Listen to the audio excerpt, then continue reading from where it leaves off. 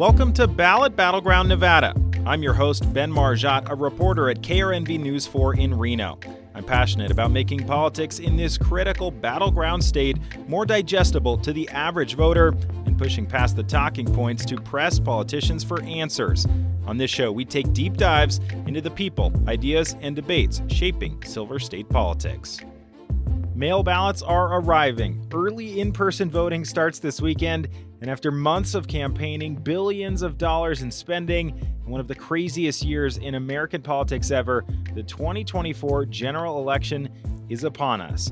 Ballot Battleground Nevada has tried to cover all angles of this wild election cycle, and that's why we're coming to you on a Friday instead of our usual Wednesday episode, because there is so much to get to before in-person voting starts.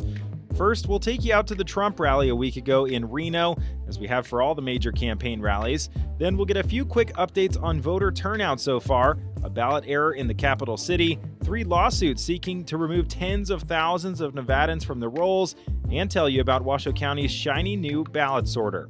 And later, we'll get to the bulk of this week's episode, a candidate forum between longtime Republican Representative Mark Amodei and his nonpartisan challenger Greg Kidd. The two, as well as 2 minor party candidates, are vying to represent the 2nd Congressional District in the U.S. House, which covers all of northern Nevada. Unlike previous cycles, when Amodei crushed his Democratic opponents by double digits, if not more, there's a different dynamic this cycle, with no Democrat running and a well-funded challenger in Kidd going up against him. So stay tuned to hear that great forum coming up a little later. But first, we'll take you out to the GSR, where the former president rallied thousands of supporters with a 90-minute speech.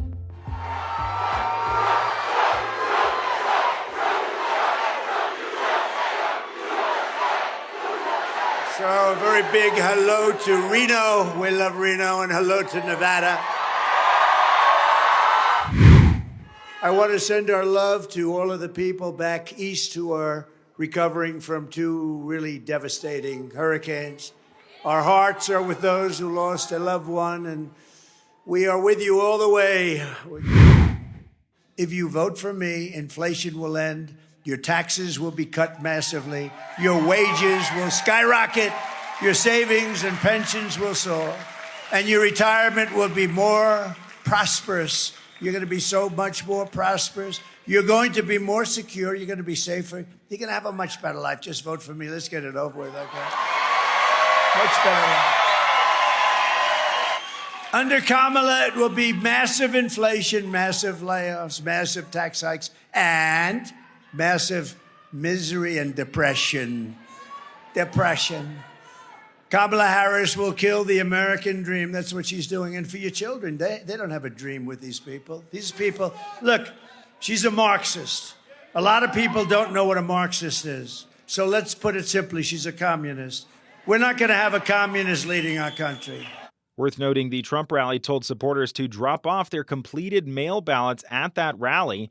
Ballot collection, sometimes called ballot harvesting, is now legal in Nevada, but Trump himself and many Nevada Republicans have railed against it in recent years, vehemently opposing the practice when it was passed through the Nevada legislature.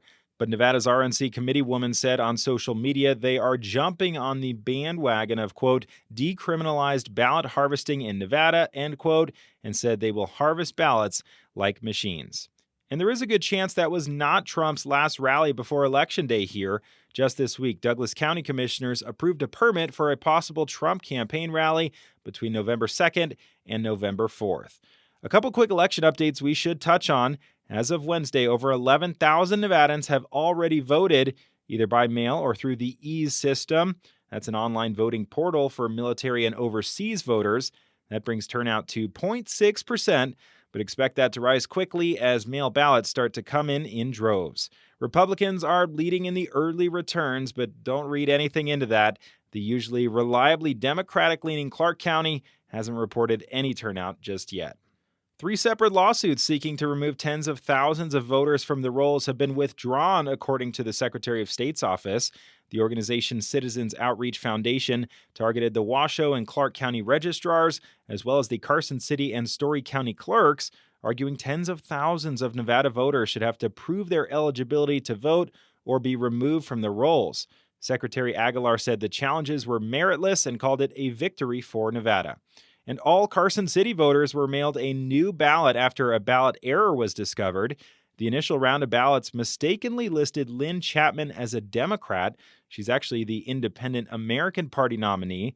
Voters there should fill out and return the new correct ballot and tear up and throw away the incorrect one.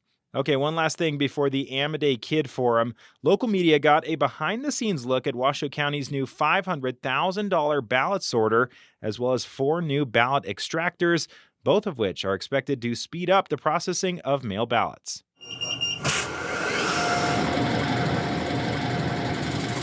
Yeah, this is our mail ballot sorter, and so it's quite large, brand new, modern piece of equipment. Graciously provided through a grant from the Secretary of State's office. Yeah, so it's modern, as our old system had problems, and I don't mean that it didn't do anything right, it's just that belts broke, we had roller issues, maintenance, so it was constantly being serviced. This is brand new, so in that regard, it's going to work, it's going to work efficiently, it's much faster. I don't have the exact numbers for you today, I can get those to you, but it's much faster and has more pockets, so we can actually sort a finer sort down to precinct level that we couldn't necessarily do before.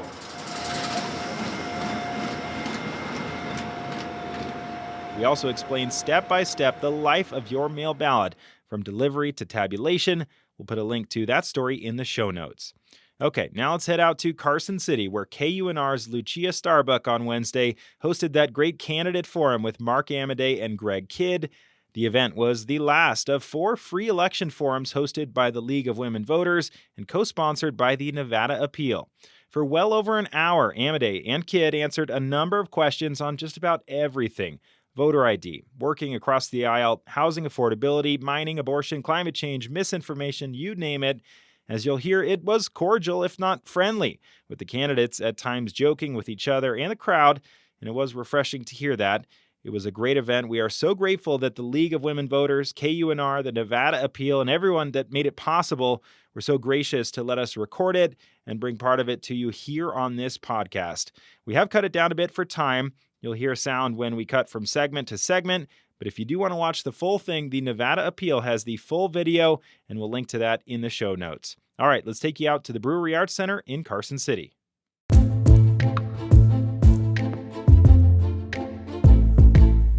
Thank you so much. It's so great to be here. I'm super excited to hear from our candidates about where they stand on some really pressing issues. As Catherine mentioned, we will start with the opening statements. You will get 2 minutes. We'll go off of alphabetically. Congressman Amodei, please take it away.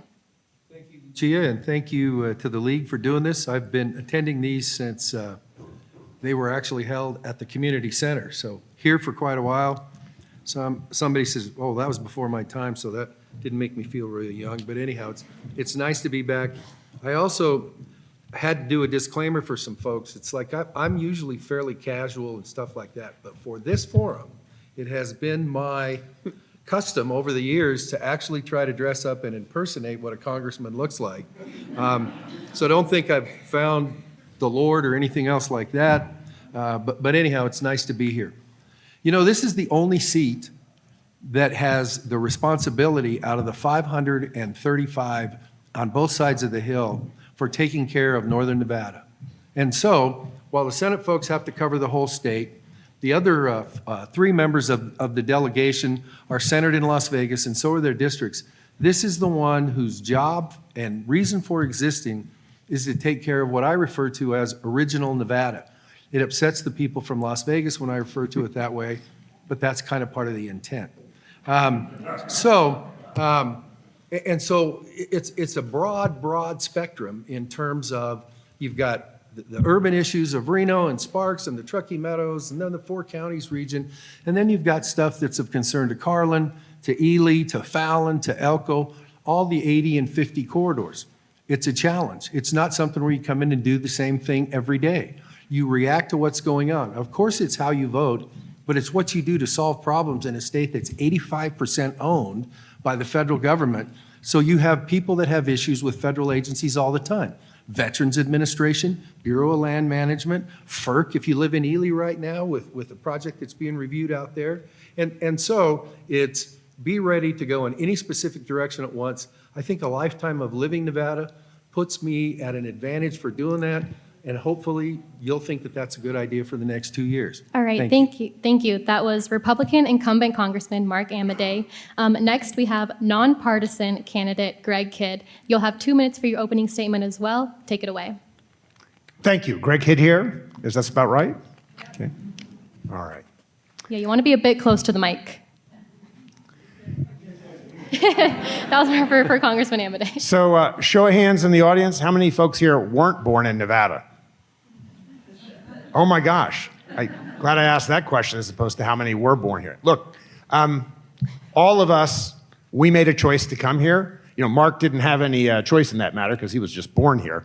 Look, I feel really lucky. This is the place, of all the places I've lived in the world, I came from Connecticut.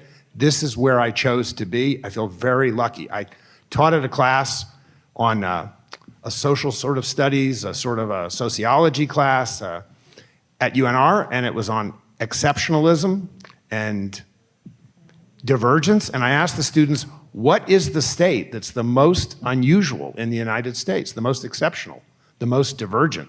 And they said things like Florida, New York. No, it's Nevada. This place is more unlike anywhere in the world. We have the resources, we have the people, and we have an amazing history. And so I feel honored to be here. I'm interested, obviously, in Nevada's history. It's been amazing. But really what we're here to talk about tonight is the next 100 years. And though I'm the new kid on the block, I'm here to learn quickly, I'm here to listen, and I am here to work with you to come up with a strategic plan to make Nevada's next 100 years the most amazing, to make this state, this district, the most prosperous in the United States and in the world.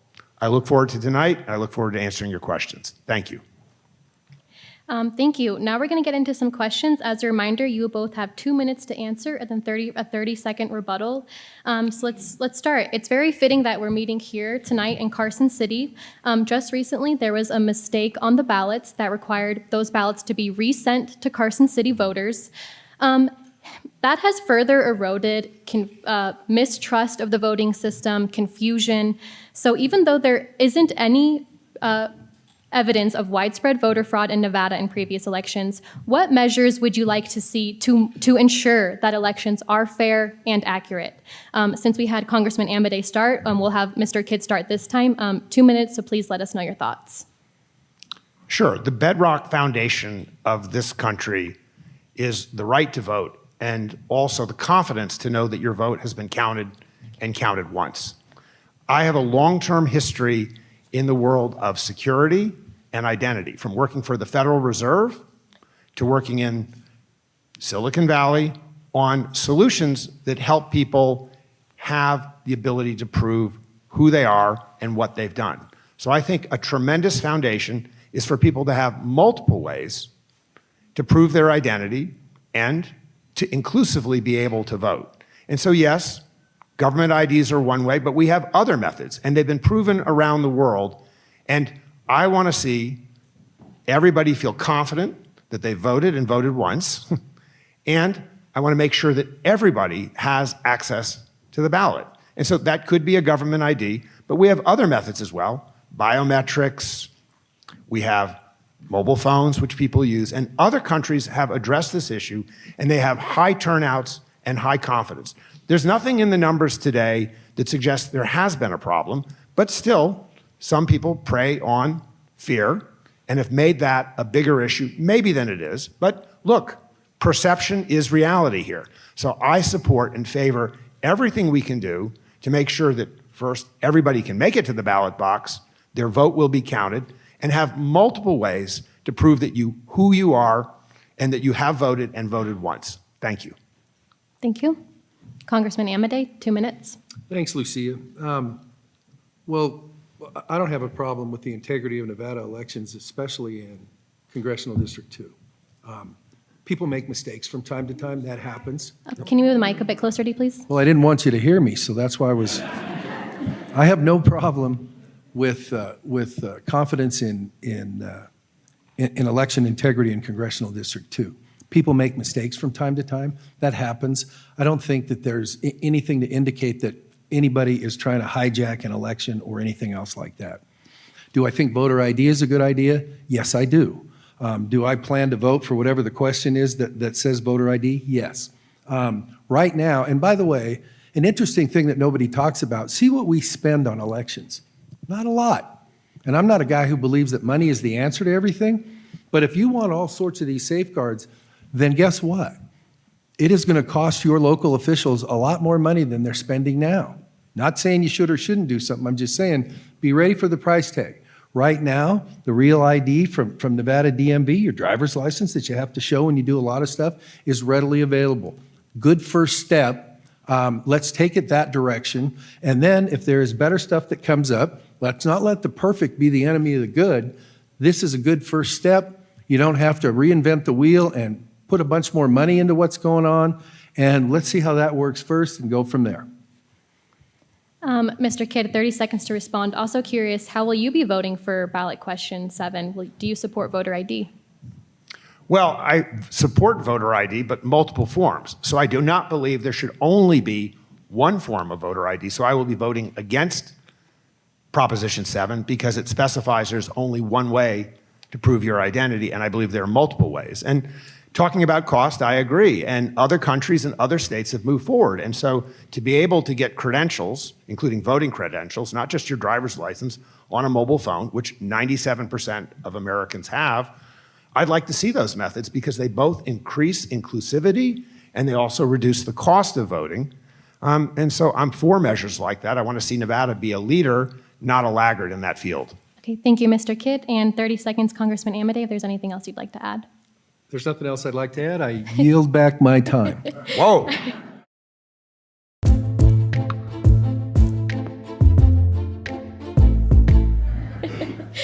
Sounds good. Many voters I talk to say they want to see bipartisan solutions. Congressional District 2 represents purple Washoe County. Provide specific examples about how you'll work across the aisle, and how can you assure voters that you will break party ranks, or in Mr. Kidd's case, your caucus? We'll have you, Congressman Amodei, start this one, please. Well, that's great. Listen, CD2 is considered to be, by registration, a Republican district. You've never seen a campaign ad from me saying, you should vote for me because I'm with the Elephant Party. We work with everybody we need to solve the problems. Some of those examples where we've actually done it, some of you may or may not be aware of the Bureau of Mines building just off the quad at UNR. There was radium contamination. It was like, what are you doing? A couple of presidents ago, they said, hey, if you want to help us with something, get us some money to remediate that. During the time when Nancy Pelosi was the speaker and the Appropriations Committee was run by the Democrats, Betty McCollum, who was the chair of the Interior Subcommittee on Appropriations, said, hey, we got to do this to clean up the building, blah, blah, blah. You have the kind of relationship where Betty McCollum, credit where credit is due, fought for us in the Four Corners discussions later on in appropriations and said, we've got to do this, we got to get this money done. Why? Not because of me or Republicans or Democrats. It was the right thing to do. Another example is NAS Fallon needed to be expanded so our war fighters could train to the same way that the folks that they may have to fight against have the ability to do that. That's not only naval aviators, but SEALs and all that stuff. Couldn't get it done during the Trump administration. I'm still trying to figure that one out.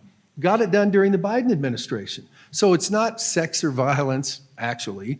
And it's not the sort of stuff that somebody's going to interview you on a TV show nationally, but it's work that needed to be done not only for America, but for Nevada. And it's work that we got done because we have the credibility with folks to say this is about getting the right thing done, not about getting wins for donkeys or elephants. They got it done. So there's a couple of examples. Thank you. And Mr. Kidd, 2 minutes, let us know your thoughts. Sure. A long time ago, the most liberal Republican and the most conservative Democrat overlapped. And that was called the middle. And back in the days of Reagan and Tip O'Neill, oh man, those guys fought politically, but they got stuff done. And, their disagreements were during the day, and at night, they could break open a beer and have a conversation. And I miss those times. And I don't see those times as only in the past. I see those times in the future. When I went to Washington about 25 years ago to work for the Federal Reserve, which was created by the government, but is not part of the government, we always worked in a bipartisan way. So the Fed, you're working with Democrats and Republicans to fix issues, and it's the groundwork for the independent central bank that's made the US dollar a winner all around the world. I want to see examples of that in other walks of life. And since coming to Nevada, I've seen what can happen when I work with, say, Jackie Rosen on legislation, in this case for financial innovation, to get her up to speed, along with Chuck Schumer and 10 other Democrats that voted with all the Republicans for bipartisan legislation in financial services. Now, there's controversy around that, and that bill was vetoed by the Biden administration.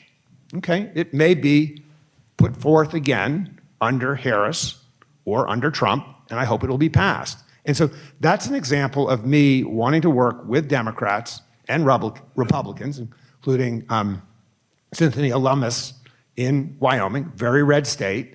But on issues like that, there are folks in this country on both sides of the aisle, and I will always work with those folks, as I have since my days at the Fed, to get passed for this country what's good for America, good for Nevada, and good for this district. Thank you. Thank you. Congressman Amodei, would you like to add anything to that or respond? I yield my time back. Okay. You're not getting that later. Fair enough. I want to circle back to the first question, election integrity. We've been getting some great questions from the audience about the election. So 2 yes or no questions. 1, did former President Trump lose the 2020 election? And will you both commit to accept and honor the election results in November? Congressman Amodei, let's start with you. Well, he didn't lose the election in Congressional District 2, but he did lose it by 100,000 votes in Clark County, which meant he lost Nevada by 35,000. Right. And the answer to the second question is yes. And Mr. Kidd? I yield my time back and agree 100% with your answer. Where's J.D. Vance when you need him? He's hanging out with Tim. What's his name? Yeah, he's hanging out with Tim. I guess a similar question then, do you both believe that Joe Biden is the president, that he was elected by the country? Yes. Let me say. You heard it here first. Yes. All right, moving on to something we also hear from voters all the time, immigration. A bipartisan committee prepared the Border Act of 2024. It was killed earlier this year. What aspects of this bill do you like, and what changes would you recommend? Mr. Kidd, let's start with you for 2 minutes, please. So I'm a little bit familiar with what went on from the bill that was put forth by Senator Lankford in Oklahoma. Oklahoma is where I have made a significant investment in the banking industry. And that was a tough bill. And if you guys don't know Lankford, he's tough on this issue of immigration. He had a trigger in there that if more than 5,000 people crossed the border a day, this bill would push to have the border closed. And I think for the period of time in the lead up, there had only been 7 days that there weren't more than 5,000. So that was the most conservative immigration bill we've seen. He worked on that bill at the instigation of Mitch McConnell. He found Democratic parties on the other side that would vote for the bill. But look, in this highly politicized environment, there are forces out there that don't want the immigration solved in 2024 because it makes for really, really talking points and it keeps all our pets afraid, okay? So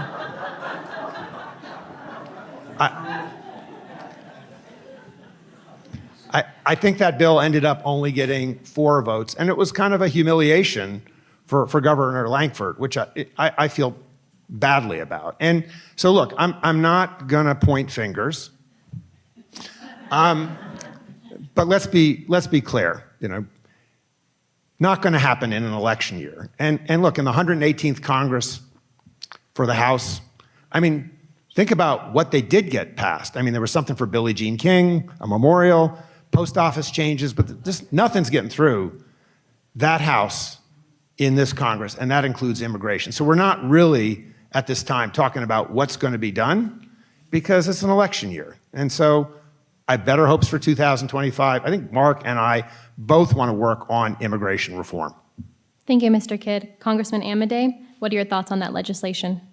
Well, first of all, hats off to Senator Langford, who I served with, for having the courage to stick his head into that meat grinder. And when it was finally removed, it was with the predictable results.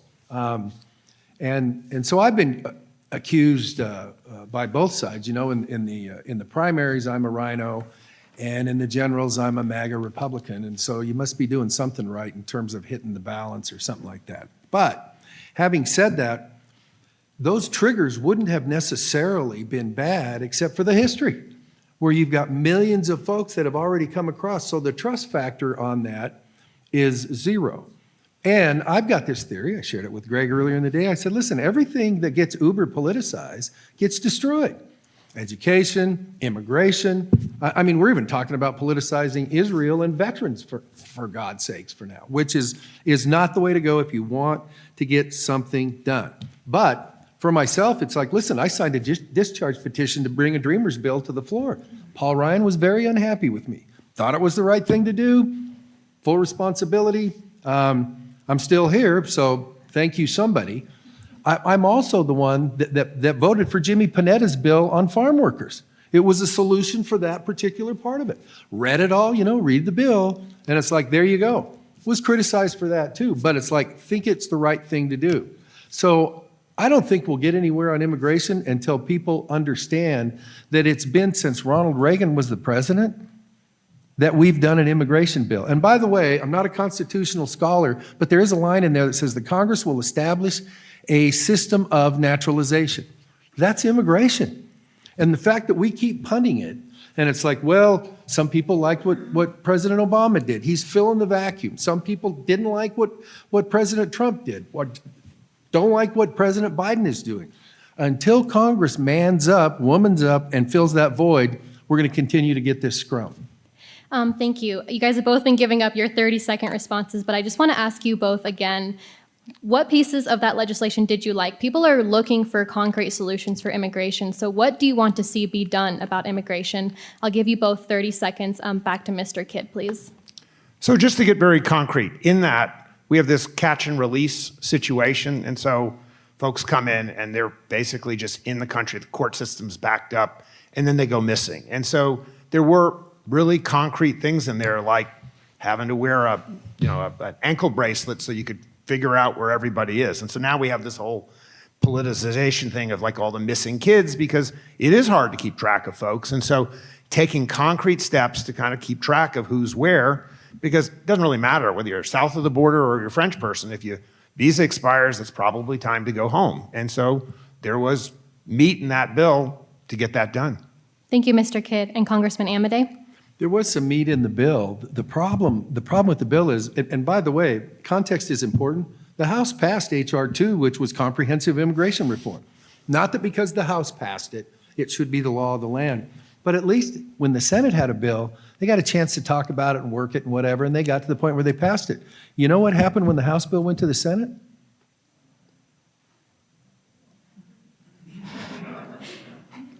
And so, I'm just saying, when you say, well, what do you like about it? I would have liked a chance to have had the same opportunities to discuss the bill and the border, whether it's open or not, that took place in the Senate, but the House wasn't deigned able to do that. Was there one piece of the bill that you really liked? Well, I like the fact that you're talking about the visa system. The visa system's broken. Visa overstays are a huge number, and they're not from all nefarious parts of the world. So yeah, but you got to have that discussion to get to the point where you're like, okay. Lots of topics. I'm getting a couple of questions about housing. Nevada has a growing population. Everyone raised their hand. I am from Reno, by the way, just saying. How can Nevada implement sound policy to expand housing options? Congressman Amodei, we'll start with you for 2 minutes again, please. Well, several moving parts to this, but first of all, when you're owned 85% by the federal government and every single community in the state is completely surrounded by federal land, including Las Vegas, it's like, first of all, you need some inventory. And in order to get inventory from the federal government, in other words, transfer land from the federal government to a municipality or a county or something like that, for them to deal with developers and do their thing, you have to pass a lands bill in the Congress. And so it's not because we're great people, it's just when you're from Nevada, that is part of your radar screen that's at the top half all the time. We've been pretty successful in getting those done, and nobody here is ready for this statement. I miss Harry Reid in the Senate for lands bills.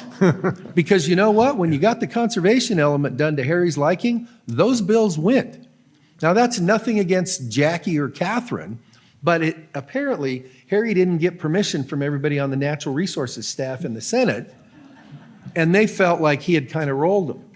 To which my response is, well, when you get elected to the Senate 6 or 7 times from someplace, maybe you can roll some staff members too. But having said that, that's the opening piece of it. But then you also have to deal with permitting, where it's like it takes rights of ways for all those things. But then you also have to look at what's going on with the locals in terms of, do we want to do something that's in a resource irresponsible manner? No. Do we want uncontrolled growth? No, we don't. Do we need to make sure that we have water and sewer and flood control and all the things that go with responsible development? Yes. But the locals have a role to play in that as well, and look at that, because once you get the land, which is not easy to do, there's still a ton of cost wrapped up in how do we build that apartment or that house. Mr. Kidd, your thoughts?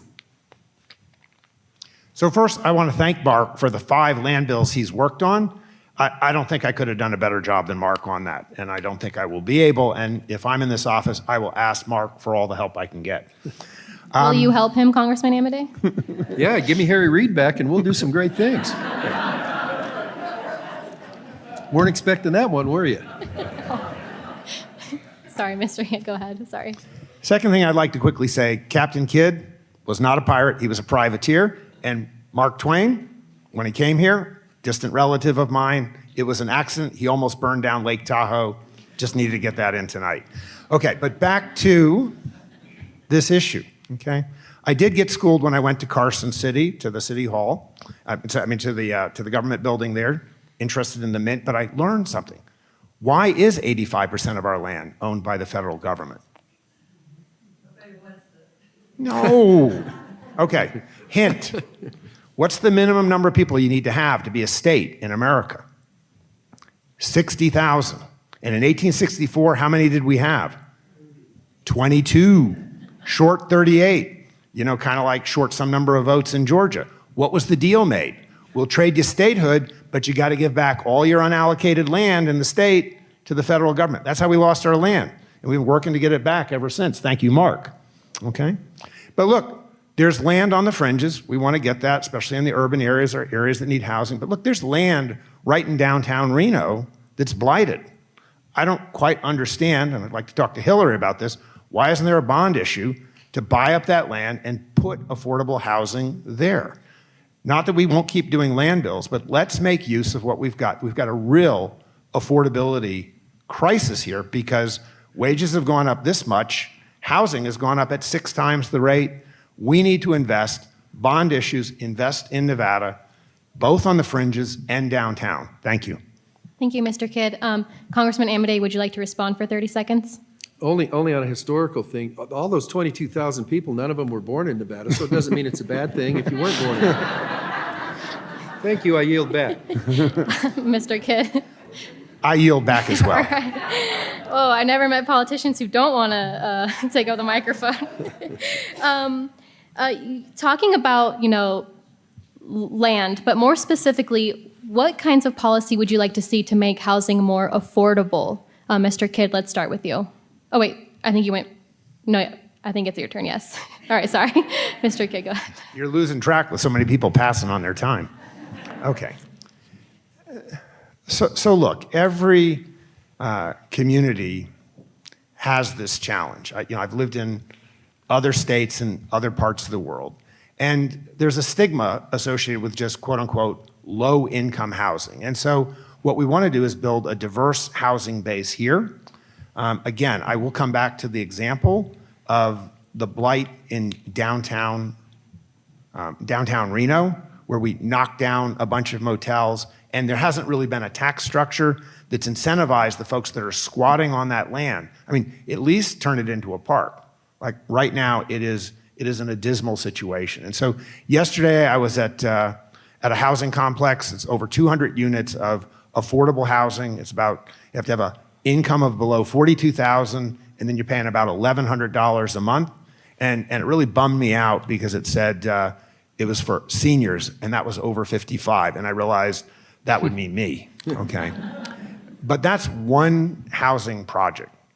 We're way short in the country, in Nevada. And so, one of the things I would observe is Nevada has a great history, free, fair, and wild. You've heard that, which means we don't plan a lot. I mean, that's kind of the Nevada way. We kind of wing it, and we don't have a permanent fund like Alaska does or Norway. And so we don't make strategic investments. And I know this isn't quite the federal level issue, but I would support a permanent fund for Nevada to not spend just year to year, but to take money, invest it, and make long-term investments in housing, in healthcare, in education, upgrading the electrical grid, building the lithium loop, and being strategic about our future.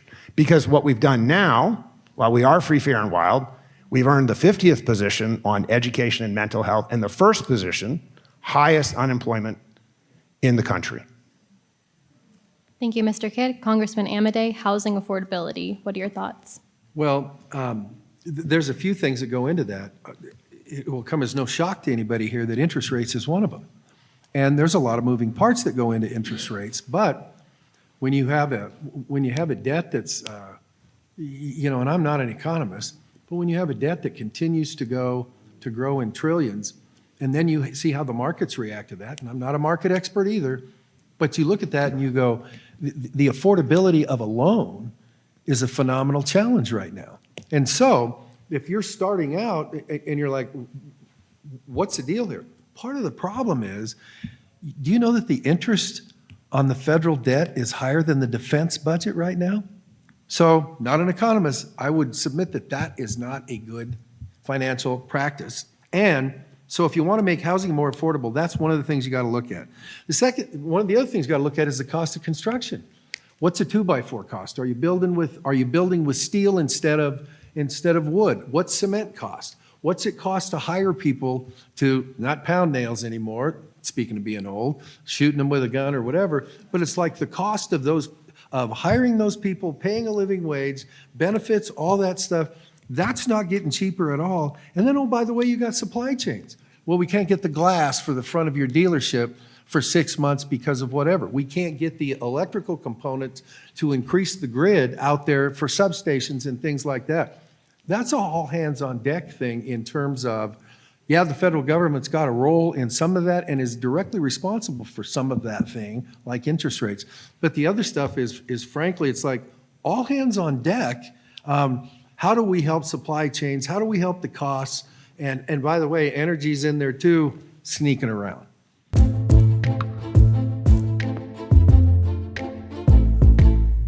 Such a great event. The League of Women Voters has been doing these for years, and it is an awesome public service. We can't thank them enough. Again, to watch that full forum, just click the link in the show notes. If you made it to the end of this episode, we really appreciate it.